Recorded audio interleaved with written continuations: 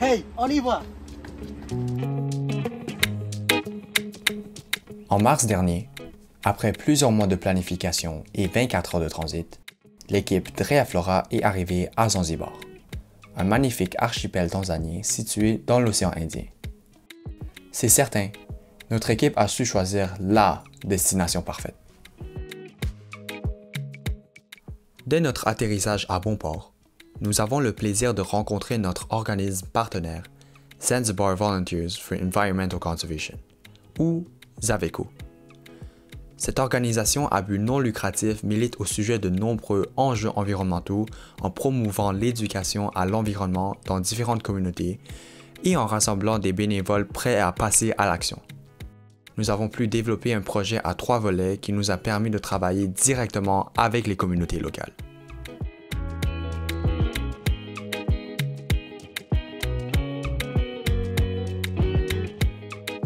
Le premier aspect de notre projet consistait en de la sensibilisation environnementale dans les écoles. Nous avons décidé de créer, avant notre départ, des jeux, des dépliants et des affiches abordant l'importance du recyclage, du compostage et du tri des déchets. Ces activités ont été distribuées dans 2 écoles secondaires de Zanzibar. Nous avons également partagé de l'information et des connaissances nécessaires sur le triage à l'aide d'activités interactives en classe. Jumelés aux bénévoles de ZAVECO, nous n'aurions pas pu rêver d'une meilleure collaboration pour l'atteinte de nos objectifs pédagogiques.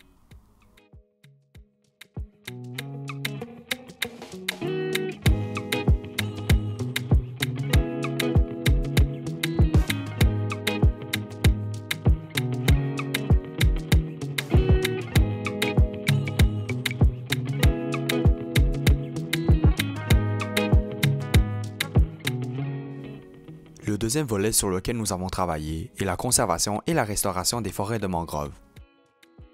Les mangroves sont des écosystèmes aquatiques qui poussent dans des zones de marée.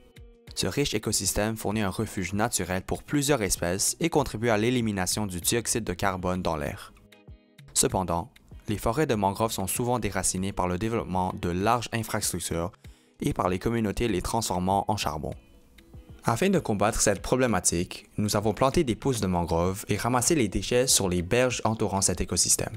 Après quelques jours, notre équipe a réussi à planter plus de 1500 semis accompagnés de nos merveilleux souliers constamment avalés dans la boue.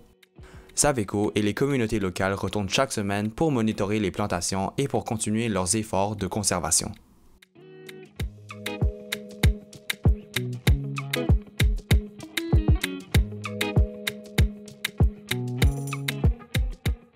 Pour notre dernier volet, notre équipe a travaillé dans le champ de ZAVECO.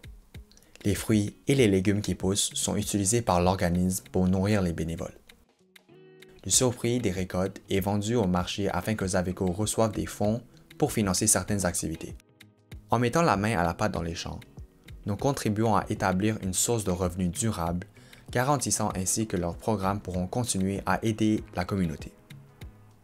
De plus, nous avons visité une école primaire où nous avons créé un jardin avec des plantes qui poussent dans le champ de ZAVECO.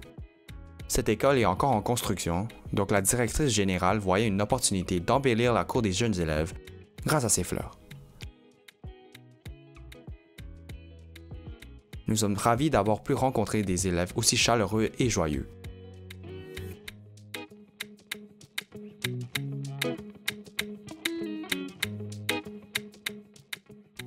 Dès notre arrivée, la nourriture préparée par maman nous a ouvert les yeux sur la culture tanzanienne et a su combler nos estomacs un peu trop gourmands.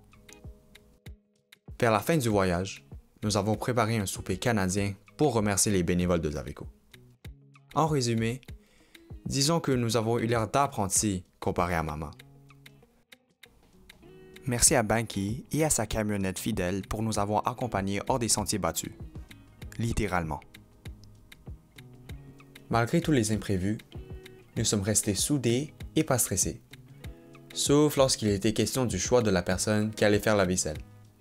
Mais bon, au-delà de tout, une devise maintenant universelle qui a su nous suivre est Hakuna Matata, qui signifie en swahili « pas de soucis ».